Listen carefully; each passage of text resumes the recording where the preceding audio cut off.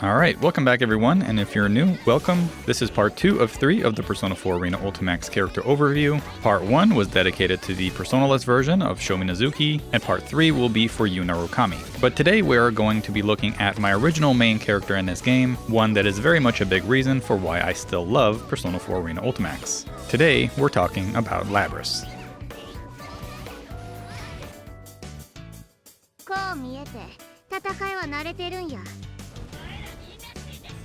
So again, quick disclaimer, this is intended to be a beginner to intermediate guide for Labrys. I don't claim to be the best representation of the character, but I have played her for quite some time now across 2 games, so this at the very least should get you started. So similar to last time, before we get to the nitty gritty, let's talk a bit about what kind of character Labrys is. To start, Labrys, as hinted in her name, is equipped with a dual face axe, a weapon better known as a Labrys, and she is what you would call a momentum-based character. She does well as a frontrunner when she is dictating the pace of the match, but she can find it difficult to surmount a comeback if she's put on her back foot. Labrys isn't a character you necessarily want to play defense with, as it puts the onus on the player to block for long stretches. A big reason for that is her reversal uppercut, which is quite slow and easy to counter. She is quite heavy on the ground, so movement is not her strong suit, and she loses the power of her axe gauge the more she is forced to block. So defensively, she is vulnerable to getting bullied by her opponents. However, the nice part about Labrys is that momentum goes both ways, and when it's on her side, she is definitely a scary fighter to face off against. She can turn a health bar to dust in an instant if that axe of hers is glowing red, and she is a fatal counter machine, which gives her more opportunities to end a round or even a match. So now that we understand a bit about who Labrys is as a character, let's talk about her buttons.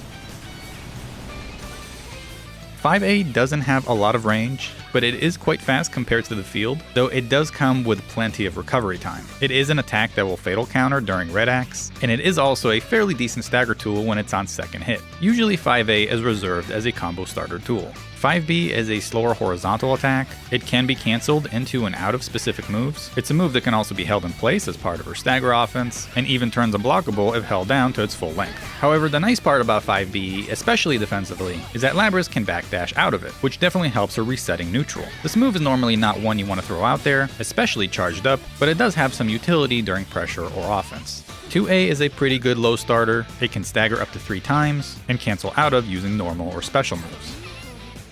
2B can be a great anti-air tool, especially if used in neutral due to its wide hitbox. However, it is slower on release, so it doesn't bode too well during pressure or blocking, which makes it a move that is better utilized as a preemptive anti-air than a reactionary one. It is also a move that can be used during combos and even some block strings. 5C is of quite the specific use. It can be used in some combo routes, however in neutral it is a risk, as while the move covers a lot of horizontal space, it has quite the long startup, so spacing is really important when using this move. 2C is another one of those situational Persona moves, where it's best utilized in specific situations and combos, usually great after a 5C on hit. 5D is another Persona move that is really situational for certain combos. It isn't great for neutral, but can be used in some scrambles if the opponent is not looking for it. Now we can move over to Labrys' jump-in moves. Jump A is one of her quicker attacks in the air. She can use it as a re-jump tool, and sometimes even as an air scramble tool. It's not a move you often reach for, but it is useful in spots. Jump B is arguably Labrys' best move. It has a wide hitbox, one of her best engagement tools in the air, a really good combo starter, and overall an extremely powerful move for her to get things going. Jump 2B is also a large aerial button. This one is normally reserved for corner push, especially while mid-screen with red axe, or when Labrys wants to wall bounce her opponent, using J2B to re-jump. Jump C only has a single utility, that of part of her air combo. It does have a vacuum-like effect on the opponent, but you would be pressed to find other ways to use it, especially on a blocking opponent. Jump D can be useful if spaced correctly. It can act as a barrier between Labrys and her opponent, giving her some needed space and time to reset neutral or even capitalize on an aggressive opponent. Now we can move over to her specials. Most of Labrys' specials are used during her combos, however she does have some that aid her in neutral and full screen. But first, let's start with her axe series. Guillotine Axe is an overhead attack, and it has 2 versions. The A version is one that is faster, but punishable, and the B version is slower, but safe. One is usually used at the end of combos, and the other can be used as a knowledge check, or even a neutral read. Air Guillotine is the same attack, just in the air, and it is normally reserved for combo enders, and we will talk about the EX versions seconds later. Chain Knuckle is a move that lets Labrys get in on her opponent, and she has 2 versions of that as well. The A version doesn't cover nearly as much ground, but does recover on whiff faster, and while the B version travels further, it also takes longer to retract. Labrys can cancel Chain Knuckle with either an overhead, a low, or a jump. This move can be used in combos depending on the X gauge, however it is normally reserved for closing the gap on a grounded opponent. Weaver's Art Sword, or what I like calling it, Spike, is one of Labrys' key Oki tools, as she's able to set up Spike after a knockdown on her opponent, putting them in some sort of a wake-up situation. Labrys has 4 versions of this move, all that travel different lengths.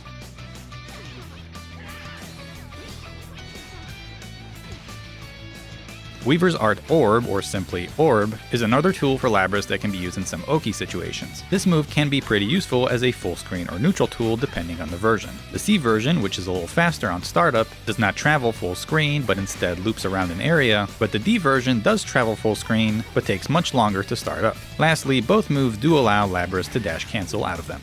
Now that we've gotten introduced to all of Labrys' tools, let's take a look at some simple combo and setup routes that she's able to use while not in Red Axe.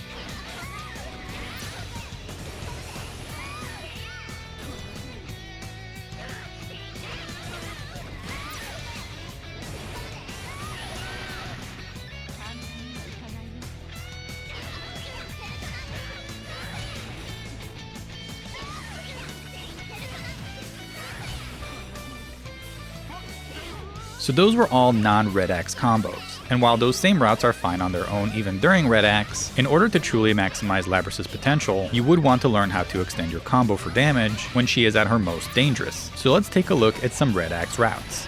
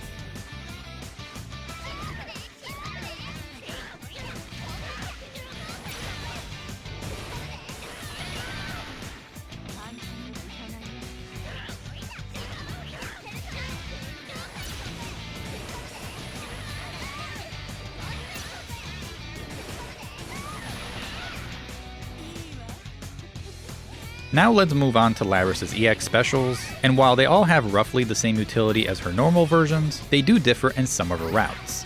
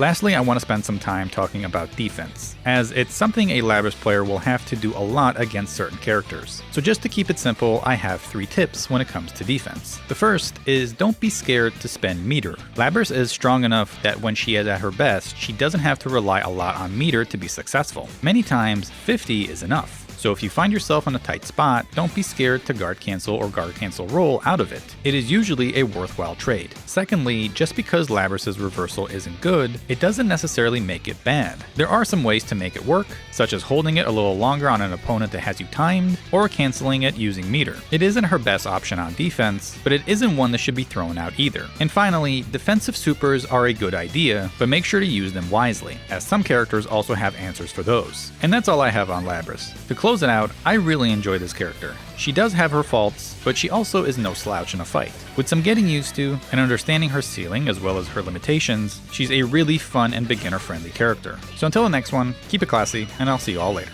Peace.